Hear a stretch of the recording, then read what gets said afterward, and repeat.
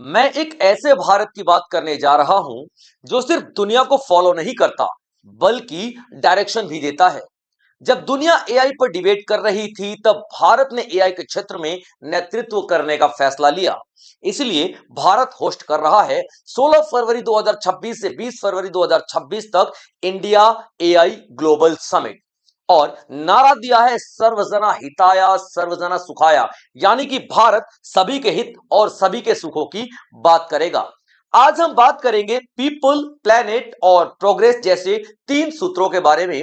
और आज बात करेंगे प्रशासन के 7 चक्रों के बारे में, जो दिशा है और भविष्य है ग्लोबल एआई का।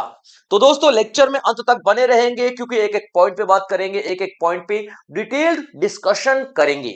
और जो भी साथी, प्रेमी, प्यारे मित्र, सखा, एस्पिरेंट इस प्लेटफॉर्म पे नए हैं, सब्सक्राइब जरूर कर लीजिएगा, क्योंकि यहां बेहतरीन टॉपिक्स में आप लोगों के लिए लेकर के आता रहूंगा, ताकि आपके एग्जाम्स में क्लैरिटी बनी रहे। तो दोस्तों, इंडिया मेजबानी कर रहा है एआई इंपैक्ट समिट की। तो एआई इंपैक्ट समिट क्या है, सबसे पहले तो ये जान लेते हैं, यानी कि एआई इंपैक्ट शिखर सम्मेलन क्या है। अभी देखिए, जब भी हम बात करते हैं एआई इंपैक्ट की, एआई इंपैक्ट क्या होता है? आर्टिफिशियल इंटेलिजेंस आप सभी जानते हो, है ना? आर्टिफिशियल इंटेलिजेंस आप सभी जानते हो, एआई। और इंपैक्ट का मतलब होता है प्रभाव, इंपैक्ट का मतलब होता है बच्चों प्रभाव। तो आप लोगों ने ऐसे बहुत सारे सम्मेलन देखे होंगे, बहुत सारे समिट, शिखर सम्मेलन देखे होंगे, जिसमें हम एआई पे बात करते हैं। लेकिन इस शिखर सम्मेलन में हम बात करेंगे आर्टिफिशियल इंटेलिजेंस के प्रभावों के बारे में। यानी कि जब भी हम लोग एआई की बात करते हैं तो दो चीजें निकल के आती हैं, एक पॉजिटिव और एक नेगेटिव। आर्टिफिशियल इंटेलिजेंस का पॉजिटिव इंपैक्ट भी आप लोगों को देखने के लिए मिलता है, डेफिनेटली हमारे काम कितने आसान हो चुके हैं। और उसका नेगेटिव इंपैक्ट भी आप लोगों को देखने के लिए मिलता है। आप लोग देखोगे जैसे डीप फेक जैसी चीजें आ चुकी हैं, किसी और के चेहरे पे किसी और का चेहरा लगा के क्राइम किया जा रहा है, मतलब तमाम तरीके की नेगेटिव चीजें आ चुकी हैं। तो इसका प्रभाव पॉजिटिव भी है और नेगेटिव भी है। इस समिट, इस शिखर सम्मेलन का आयोजन करने का एकमात्र यही उद्देश्य है कि अगर अच्छा इंपैक्ट है, अच्छा प्रभाव है, तो उसको बढ़ाया जाए, और अगर बुरा प्रभाव है तो उसको कम किया जाए। ठीक है बच्चों? तो इसी चीज को डिस्कस करने के लिए भारत में ही, भारत के दिल्ली में, और दिल्ली में भारत के दिल्ली में भारत मंडपम जो है, वहां पर एक शिखर सम्मेलन बुलाया गया है, और जिसमें पूरी दुनिया के दिग्गज खिलाड़ी आएंगे, पॉलिसी मेकर्स भी आएंगे, राष्ट्रपति भी आएंगे, प्रधानमंत्री भी आएंगे, बड़े बड़े कंपनियों के सीईओज भी आएंगे, स्टार्टअप्स वाले भी आएंगे, और यहाँ पे हजारों की मात्रा में डिबेट डिस्कशन करने वाले एक्सपर्ट्स की तादाद आएगी। तो आप समझ सकते हैं कि दुनिया कितनी ज्यादा सीरियस है इसके प्रभावों को लेकर के, और भारत का नेतृत्व इसमें बहुत बड़ा योगदान बनकर सामने आ रहा है। तो भारत एआई इंपैक्ट समिट 2026 का शुभारंभ भारत मंडपम नई दिल्ली में हुआ, जो कि ग्लोबल साउथ में आयोजित होने वाली पहली बड़ी वैश्विक एआई सभा है। ग्लोबल साउथ की बात कर लेते हैं। तो जब G20 का मीटिंग हुआ था, आप लोगों को ये मैंने बहुत सारे सेशंस पहले भी कर चुका हूं, कि G20 का जो सेशन हुआ था, उसमें समिट हुआ था, उसमें भारत ने साफ बोल दिया था कि ग्लोबल एआई, ग्लोबल साउथ के देश हैं, जो कि बहुत ज्यादा डेवलप भी नहीं है और डेवलपिंग भी नहीं है और अंडर डेवलप में आते हैं। जैसे कि मान लीजिए कि उनको अभी जो अनएम्प्लॉयमेंट बहुत ज्यादा है, बेरोजगारी वहां पे बहुत ज्यादा है, गरीबी बहुत ज्यादा है, लोग खाने खाने को तरस रहे हैं, उन सारे देशों की बात करें, जो एशिया में भी बहुत सारे हैं, लैटिन अमेरिका में भी बहुत सारे हैं, अफ्रीका में भी बहुत सारे हैं, इन सारे देशों का ग्लोबल लेवल पे आवाज बन के मैं सामने आऊंगा, भारत ने ऐसा कहा था। क्योंकि इन देशों के हितों को ना अवॉइड किया जाता है, यहां पे इन देशों को बुरी तरीके से इग्नोर कर दिया जाता है, चाहे वो यूनाइटेड नेशन हो, चाहे कोई भी इंटरनेशनल एजेंसीज हो। तो भारत ने कहा था नहीं, इनकी आवाज को भी सुना जाना चाहिए, तो मैं इनकी आवाज बनूंगा, भारत ने प्रण लिया था। तो अभी आप देखोगे कि जब पूरा 2026 में जितने भी समिट होंगे जिसमें भारत का योगदान बढ़ेगा या भारत बढ़ चढ़कर हिस्सा लेगा, उसमें हमेशा भारत लीडरशिप की बात करता है। और लीडरशिप किसकी? तो ग्लोबल साउथ के देशों की। अफ्रीका हो गया, एशिया हो गया, लैटिन अमेरिका हो गया, ये सारे सारे ग्लोबल साउथ के देश हैं जो कि डेवलप्ड नहीं है, बहुत गरीबी फेस करते हैं यहाँ के लोग, बहुत बेरोजगारी है यहाँ के लोगों में, जीडीपी बहुत ही कम आपको देखने के लिए मिलेगी। तो ग्लोबल साउथ के लिए अब तक की सबसे बड़ा एआई समिट है। और यहाँ पे भारत ने कसम खाई है कि भैया ग्लोबल साउथ के वो देश जहां पे टेक्नोलॉजी अभी पहुंची भी नहीं है, मैं वहां पे आर्टिफिशियल इंटेलिजेंस को पहुंचा के दिखाऊंगा। ये भारत ने कसम खाई है। देखिए भारत क्या है, अभी देख चुका है इंटरनेशनल लेवल पे कि यूनाइटेड नेशन में उसकी क्या छवि रही है। उसके बाद एशियन डेवलपमेंट बैंक हो गए, वर्ल्ड बैंक हो गया, आईएमएफ हो गया, इंटरनेशनल लेवल पे वर्ल्ड हेल्थ ऑर्गेनाइजेशन हो गया, तमाम जगह उसकी क्या छवि रही है, उसी छवि को इंप्रूव करने की बारी है अब भारत की। तो आप देखो ग्लोबल साउथ में आयोजित होने वाली सबसे बड़ी वैश्विक एआई सभा है ये समिट कौन ऑर्गेनाइज करता है, तो माइटी समिट को ऑर्गेनाइज करता है। माइटी, माइटी का मतलब क्या होता है, ministry of electronics and information technology, mighty इसको ऑर्गेनाइज कर रहा है। क्लियर अपन बच्चों, याद रख लेना, ministry of electronics and information technology. और ये जो पूरा हम लोग एआई समिट कर रहे हैं, एक ही मकसद है हमारा, और हमारा मकसद क्या है, हम लोगों ने एक विजन लिया था 2047 का। 2047 में हमने बोला था कि भैया हम 2047 तक डेवलप्ड हो चुके होंगे, ठीक है, डेवलप्ड देशों में आने लग जाएंगे 2047 का। और इसके लिए भाई साहब ग्लोबल एआई मिशन जरूरी है, ग्लोबल एआई मिशन जरूरी है। और उसी के लिए भारत यहां पर बढ़ चढ़कर हिस्सा ले रहा है ताकि अपनी प्रेजेंस को पूरी दुनिया में दिखा सके। ठीक है बच्चे, चलिए। अच्छा एक और बात, आप लोग यहाँ पे ना छोटे छोटे नोट्स जरूर बनाएंगे बच्चों, क्योंकि ये नोट्स ही आपको काम आने वाले हैं आने वाले समय में। चलिए अब देख लेते हैं कि ये समिट को इनॉग्रेट किसने किया, यानी कि ये समिट को किसने उद्घाटन किया है। तो हमारे प्रधानमंत्री नरेंद्र मोदी सर है, इन्होंने उद्घाटन किया है, शुभारंभ किया है। कहां पे, भारत मंडपम, जो कि दिल्ली की एक बिल्डिंग है। क्लियर कौन यहाँ पे, जो कि ग्लोबल साउथ में आयोजित होने वाली सबसे बड़ी वैश्विक एआई सभा है। ये समिट माइटी, अच्छा ये मैंने आपको करा दिया, ओके, हिंदी इंग्लिश वाला वो होगा, ठीक है, चलो कोई बात नहीं, ठीक है। अभी देखिए ये सारी सारी चीज मैं आपको करा चुका हूं, वो उसका इंग्लिश का हिंदी वर्जन यहाँ पे आप लोगों को दिखाई दे रहा है, ठीक है।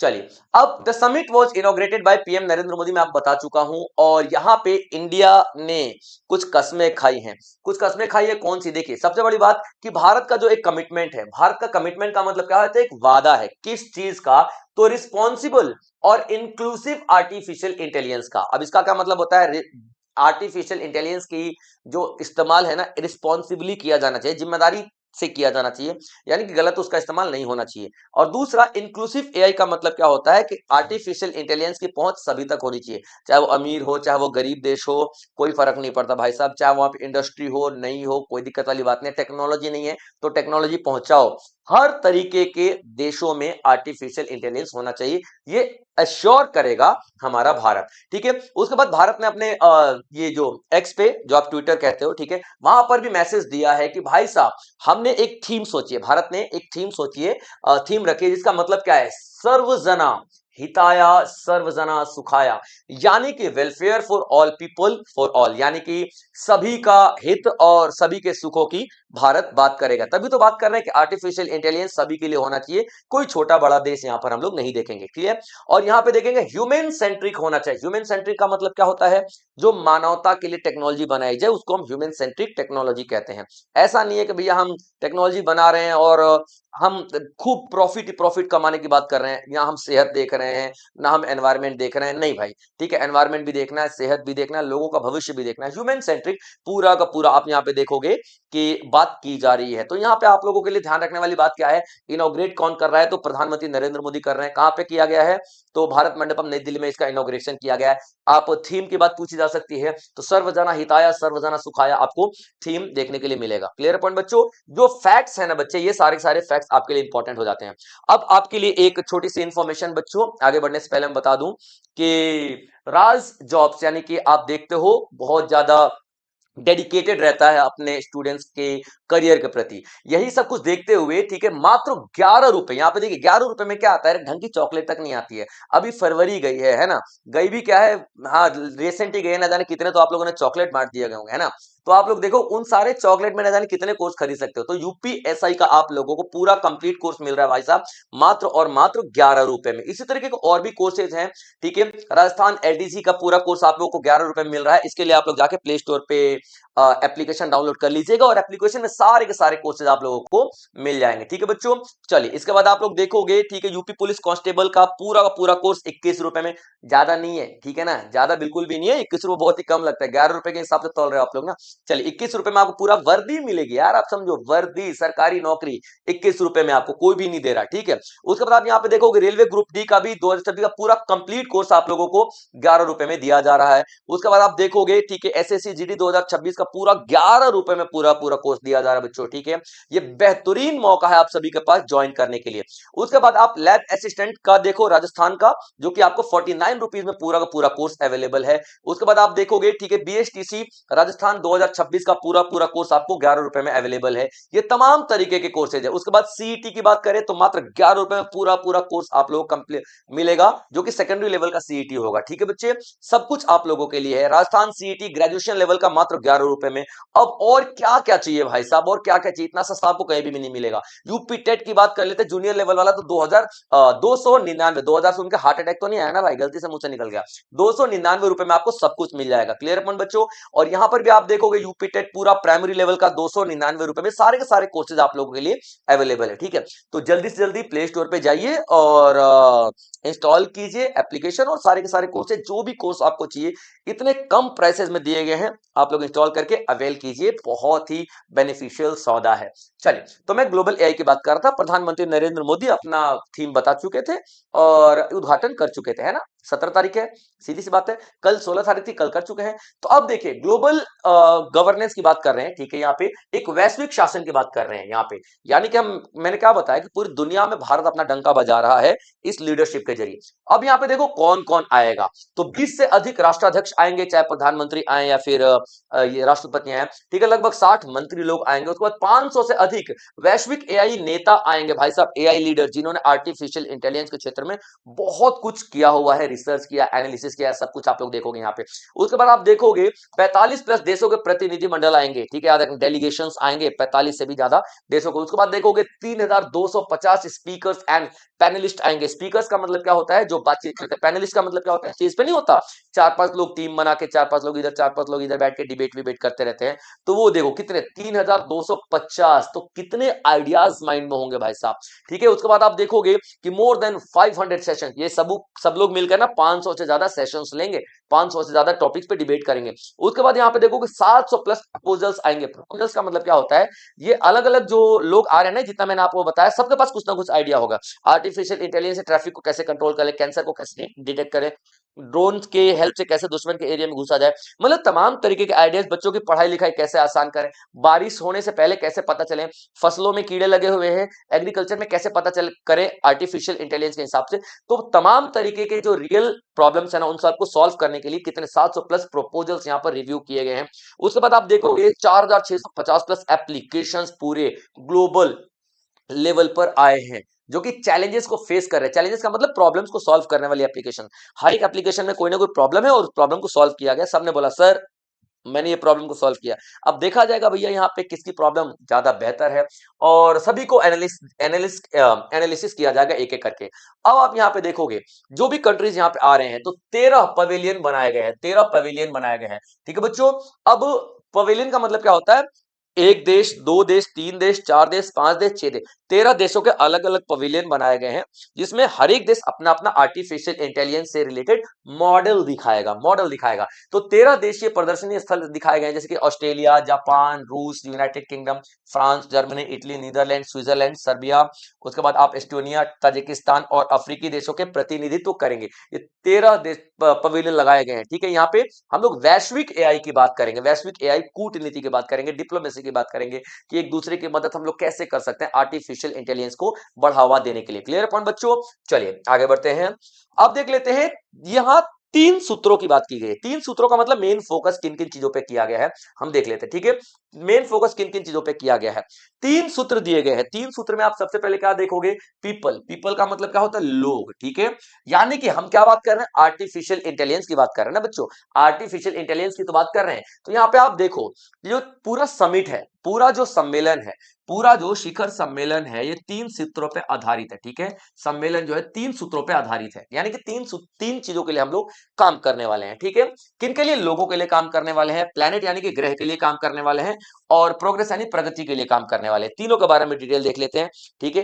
पहला आप लोग देखोगे, लोग, जो भी आर्टिफिशियल इंटेलिजेंस का हम लोग बात करेंगे ना, वो लोगों के लिए किया जाना चाहिए, लोगों के हित में होना चाहिए, ठीक है बच्चों। यानी कि ह्यूमन सेंट्रिक होना चाहिए, ह्यूमन सेंट्रिक एआई डेवलपमेंट होना चाहिए, यानी कि मानव केंद्रित एआई तैनाती होनी चाहिए। ऐसा नहीं है कि भैया हम सिर्फ प्रॉफिट देख रहे हैं, प्रॉफिट देख रहे हैं, प्रॉफिट देख रहे हैं, अपना लाभ देखे जा रहे हैं, और यहाँ पे मानव का जो पर्सनल जीवन है पूरा एकदम तहस नहस हो चुका है। भैया ऐसा नहीं होना चाहिए, है ना।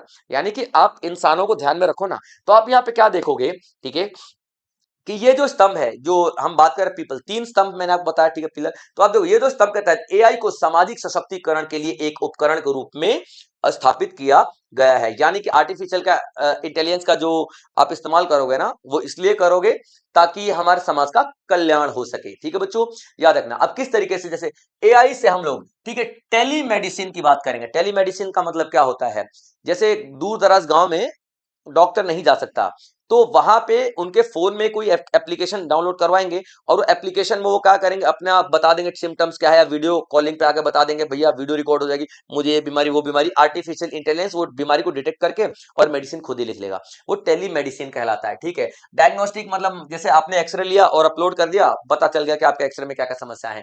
तो इस तरीके की चीजें जो हेल्थ केयर में हो गया, हेल्थ केयर की बात कर रहे हम यहाँ पे, ठीक है। जो एडप्टिव लर्निंग का मतलब क्या होगा, एडप्टिव लर्निंग का मतलब क्या होता है, हर तरीके के माहौल में माहौल से हम लोग सीख सके, हर तरीके के माहौल में सीखना पॉसिबल हो जाए। ये तमाम तरीके की चीजें आप लोग देखोगे ना, तो आर्टिफिशियल इंटेलिजेंस के हेल्प से की जा सकती है, जो कि मानव जीवन को आसान बनाने के लिए की जा रही है। तो आप देखोगे एआई सक्षम टेलीमेडिसिन जो हो गया, डायग्नोस्टिक स्वास्थ्य सेवा की पहुंच को बढ़ा रहे हैं, और विशेष रूप से कम सेवा प्राप्त करने वाले क्षेत्रों में, जैसे मैंने बताया कि उस क्षेत्रों में मेडिकल है ही नहीं, डॉक्टर है ही नहीं, तो क्या करेंगे, तो आर्टिफिशियल इंटेलिजेंस के हेल्प से वहां पर हम लोग ट्रीटमेंट कर सकते हैं, इलाज लोगों का कर सकते हैं। यानी कि आप देखोगे, ठीक है, जोर ये है कि सार्वजनिक सेवाओं को एआई को शामिल किया जाए। सार्वजनिक सेवाओं का मतलब हॉस्पिटल हो गया, स्कूल हो गया, डिफेंस हो गया, मतलब सार्वजनिक जो भी सेवाएं हैं उसमें आर्टिफिशियल इंटेलिजेंस का इस्तेमाल किया जाए, ताकि हमारे मानव जीवन आसान हो सके। प्लेनेट की बात कर लेते हैं, ग्रह। कहीं ऐसा तो नहीं कि हम लोग आर्टिफिशियल इंटेलिजेंस का इस्तेमाल कर रहे हैं और ग्रह को नुकसान पहुंचा रहे हैं, नहीं। ग्रह की अच्छाई यानी कि पृथ्वी की अच्छाई के लिए, पृथ्वी की भलाई के लिए आर्टिफिशियल इंटेलिजेंस की बात होनी चाहिए, ठीक है बच्चों। अब देखो किस तरीके से, जैसे कि देखो यहां पे क्या किया जाएगा कि क्रॉप क्रॉप प्रेडिक्शन, यानी कि जो हम फसल है उसके बारे में पहले से ही हम लोग बता दे कि भैया बारिश होने वाली है। एआई देखिए क्लाइमेट से जुड़ा हुआ था, है ना, मौसम के बारे में पूरी जानकारी दे सकता है एआई, है ना, पूरी जानकारी दे सकता है। तो मौसम पहले हमको बता दे कि 20 दिन बाद भैया बारिश आने वाली है, तो क्रॉप को हम बचा सकते हैं भाई, सीधी सी बात है।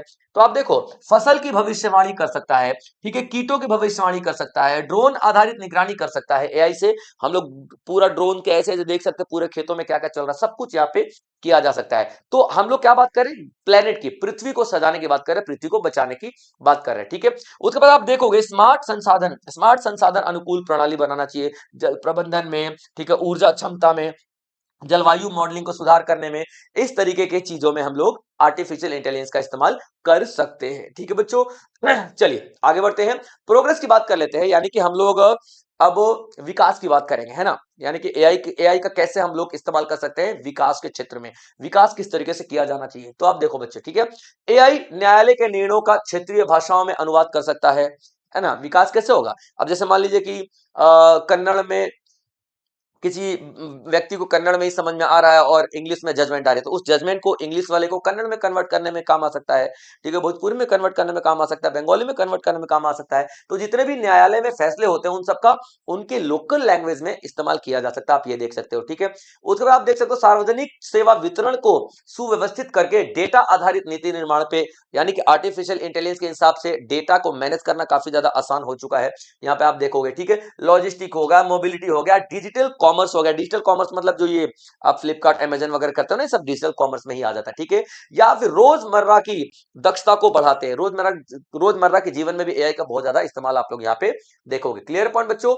तो ये हमारा दिखा रहा है कि किस तरीके से आर्टिफिशियल इंटेलिजेंस का भविष्य भारत तय कर रहा है। यहाँ पे जो भी चीजें मैंने आप लोगों को तीन चीजें बताई बच्चों, ठीक है, मैंने आपको तीन चीजें बताई जिसपे भारत फोकस करने वाला है, ठीक है। कौन सा, पीपल, तो कितना सोच समझ कर भारत ने पूरा अपना भविष्य तय किया है। प्लेनेट ग्रह कितना सोच समझ के आप समझ यहाँ पे, ठीक है। प्रोग्रेस यानी प्रगति के लिए। तो आप यहाँ पे क्या देखोगे, एक भी चीज ऐसी नहीं है कि हवा में बात की जा रही है, भारत ने सोच समझ कर पूरा पूरा प्रारूप तय किया है। अब देखिए यहाँ पे 7 चक्रों की बात की जा रही है, 7 चक्र। ये 7 चक्र क्या है, यानी कि किन पे ध्यान दिया जाएगा, वो तो मेन जो हमने बताया था आपको 3 सूत्र, पीपल प्लेनेट और प्रोग्रेस, यानी कि इनके लिए हम काम करेंगे। लेकिन काम क्या करेंगे, है ना। तो 7 चक्र यहाँ पे दिए गए हैं, ठीक है। जैसे कि मान लीजिए आप लोगों को कैपिटल, ह्यूमन कैपिटल की बात कर रहे हैं। ह्यूमन कैपिटल का मतलब क्या होता है, मानव संसाधन, है ना बच्चों। मानव संसाधन, ह्यूमन कैपिटल का मतलब क्या होता है, मानव संसाधन की हम बात कर रहे हैं। तो मानव संसाधन को बढ़ावा देने की बात करेंगे। मानव संसाधन का मतलब क्या होता है, जो हेल्थ बढ़िया रहे इंसानों की, जो हमारे वर्कफोर्स है, जो लेबर है, हमारे देश के जो जनता है, उनकी हेल्थ बढ़िया रहे, उनका मानसिक रूप से वो लोग तंदुरुस्त रहें, तो आर्टिफिशियल इंटेलिजेंस का इसके लिए इस्तेमाल किया जाएगा। इंक्लूजन फॉर सोशल एम्पावरमेंट, यानी समाज की सशक्तिकरण के लिए इंक्लूजन किया जाएगा, अमीर गरीब सभी के लिए आर्टिफिशियल इंटेलिजेंस का इस्तेमाल किया जाएगा। सेफ और ट्रस्टेड एआई होना चाहिए, यानी कि भरोसेमंद होगा एआई, आर्टिफिशियल इंटेलिजेंस, इसकी हम यहाँ पे बात करेंगे। रेजिलेंस, इनोवेटिव और एफिशिएंसी, इसका मतलब क्या होता है, भविष्य में अगर कोई दिक्कत आती है तो उसके हिसाब से एडॉप्टेबल हो, यानी कि आर्टिफिशियल इंटेलिजेंस को भी हम लोग उसके हिसाब से संशोधित कर सके, परिवर्तित कर सकें। साइंस की बात करें, साइंस पे आधारित होना चाहिए। डेमोक्रेटाइजिंग एआई रिसोर्सेज, यानी कि आर्टिफिशियल इंटेलिजेंस जो है, उसके जो संसाधन है, ऐसा नहीं कि एक सीमित कंपनियों के पास है, सभी के पास होना चाहिए। डेमोक्रेटाइजिंग का मतलब सभी के पास होना चाहिए, ये पूरा पूरा आप देखोगे एक्सेस सभी के पास होना चाहिए। उसके बाद इकोनॉमिक ग्रोथ के लिए, यानी कि जो सोशल ग्रोथ और इकोनॉमिक ग्रोथ होनी चाहिए आर्टिफिशियल इंटेलिजेंस के हिसाब से। यहाँ पे मैंने हिंदी में भी लिख दिया है, मानव संसाधन सामाजिक सशक्तिकरण के लिए समावेश, सशक्तिकरण और समावेश के लिए होना चाहिए। सुरक्षित और विश्वसनीय एआई, ठीक है। लचीलापन, नवाचार और दक्षता दिखाई देना चाहिए, विज्ञान के क्षेत्र में इस्तेमाल होना चाहिए। एआई संसाधनों का लोकतंत्रीकरण, यानी कि सभी की पहुंच वहां तक हो। उसके बाद आर्थिक विकास और सामाजिक भलाई के लिए भी एआई का इस्तेमाल किया जाना चाहिए, ठीक है बच्चों। चलिए अब बात कर लेते हैं नीति और शासन व्याख्यान, यानी कि पॉलिसी और गवर्नेंस डिस्कर्स में किस तरीके से इस्तेमाल किया जाएगा एआई का, ठीक है। यानी कि अब कुछ डिसीजन ऐसे लिए गए हैं जैसे कि जो कि आर्टिफिशियल इंटेलिजेंस सुरक्षित हो जाए। आप लोग देखो, जो भी अब यहाँ पे एक नियम बनाया जाएगा, ये जो मीटिंग चल रही है इसमें, कि जो भी एआई से बनी हुई वीडियो होंगे ना, उस पे एआई का वाटरमार्क होगा, यानी कि लोगो होगा। इससे समझ में आ जाएगा कि भैया ये आर्टिफिशियल इंटेलिजेंस से बनाया गया है, यानी कि एआई से बनाया गया है ये। अब देखिए क्या है, जैसे मेरा चेहरा लगा के वहां पे दिखाई दे रहा है कि मैं किसी कुत्ते को मार रहा हूं, है ना, डंडा डंडा, और किसी और का है वो एआई की वीडियो, लेकिन चेहरा मेरा लगा हुआ है, तो कैसे पता चलेगा कि मैं दोषी हूं कि नहीं हूं।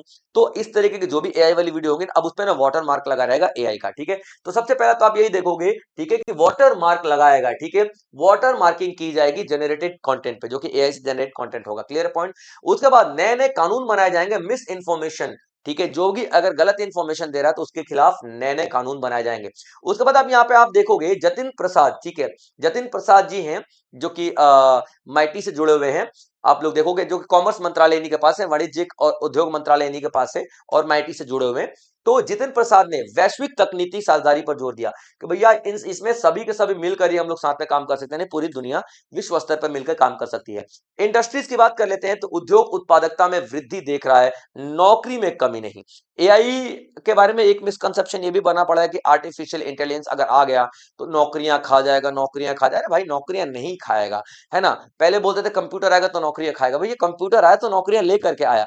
वैसे आर्टिफिशियल इंटेलिजेंस को आप लोग जॉब लॉस मत देखो, आप ये देखो आर्टिफिशियल इंटेलिजेंस का कि भैया ये नौकरियों में कमी नहीं है, बल्कि उत्पादकता, प्रोडक्शन बढ़ाने के लिए आएगा। स्मार्ट मैन्युफैक्चरिंग होगी, आर्टिफिशियल इंटेलिजेंस से हम लोग क्वालिटी को इंप्रूव कर सकते हैं, कम समय में ज्यादा प्रोडक्शन कर सकते हैं, यानी कि उत्पादन जो होगा बहुत ही स्मार्ट होगा, ठीक है बच्चों।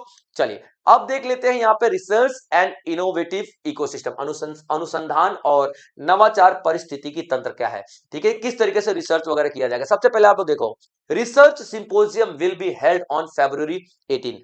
मैंने जितना भी बताया कि लोग जितने भी आएंगे, हजारों लोग आएंगे, वो अपने अपने मॉडल लेकर के आएंगे, समस्याओं का समाधान करने के लिए आएंगे, वो सभी अपने पेपर्स को रखेंगे और 18 तारीख को, 18 फरवरी को सारे के सारे पेपरों पे क्या होगा, रिव्यू किया जाएगा। जितने मैंने आपको बताया ना कौन कौन लोग पार्टिसिपेट कर रहे हैं, बड़े बड़े रिसर्चर्स आएंगे, बड़े बड़े यूनिवर्सिटीज के जो टीचर्स वगैरह आएंगे, प्रोफेसर आएंगे, वो सभी यहाँ पर मिलेंगे और सब अपने अपने पेपर्स दिखाएंगे और रिव्यू किया जाएगा। और ये सारा का सारा कौन ऑर्गेनाइज कर रहा है? IIT Hyderabad. Clear point, IIT Hyderabad. अब यहाँ पे देखो 250 ग्लोबल रिसर्च सबमिशन रिसीव होंगे, 250 से भी ज्यादा मतलब पेपर्स आएंगे कि हमने ये समस्याओं को सॉल्व कर दिया, हमने वो समस्याओं को सॉल्व कर दिया with the help of AI only. ये सारी की सारी चीजें आप लोगों को दिखाई देगा। ठीक है, यहाँ पे ग्लोबल साउथ के लिए एक स्ट्रॉन्ग पार्टिसिपेशन दिखाई दे रहा है, यानी भारत बढ़ चढ़ के हिस्सा ले रहा है उन गरीब देशों के लिए।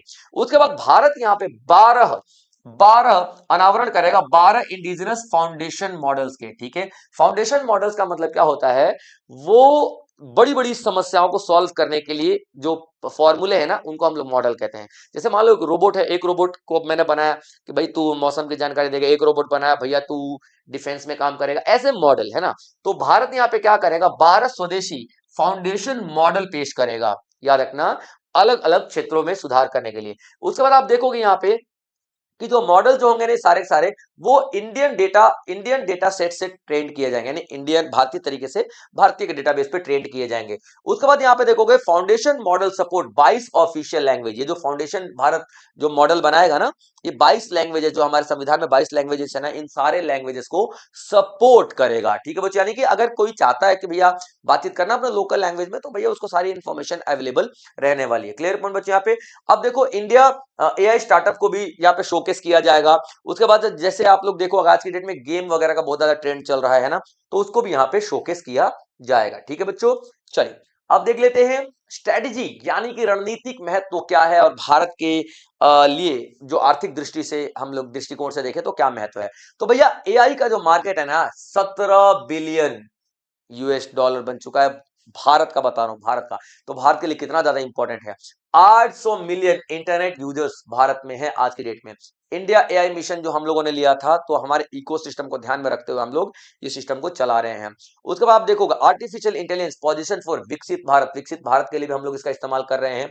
और ये पूरा का पूरा समिट ना हमारे इन्हीं सारे मकसदों को पूरा करने के लिए बनाया गया है, पूरा डिजाइन किया गया है। तो दोस्तों ये था इंडिया एआई ग्लोबल समिट 2026, जो कि चल ही रहा है। 16 यानी कल शुरू हुआ है और 16 से लेकर के 17, 18, 19, 20 चलेगा, 20 तारीख तक चलेगा। और यहाँ पे अब देखा ये जाएगा कि आने वाले समय में क्या क्या डिसीजन लिया जा रहा है। Of course no doubt Bharat अगर लीडर है तो डेफिनेटली यहाँ पे डिसीजंस पीपल, लोगों को ध्यान में रख के लिया जाएगा, प्लेनेट पृथ्वी को ध्यान में रख कर लिया जाएगा, और विकास यानी कि प्रोग्रेस को ध्यान में रख करके लिया जाएगा। इसी तरीके के बेहतरीन टॉपिक्स मैं आप लोगों के लिए लेकर के आता रहूंगा। और अगर आप इस प्लेटफॉर्म पे नए हैं और लेक्चर आप लोगों को यूजफुल लगा है तो सब्सक्राइब जरूर कर लीजिएगा दोस्तों, क्योंकि इस तरीके के बेहतरीन लेक्चर्स मैं आप लोगों के लिए हमेशा लेकर के आता रहूंगा। जय हिंद।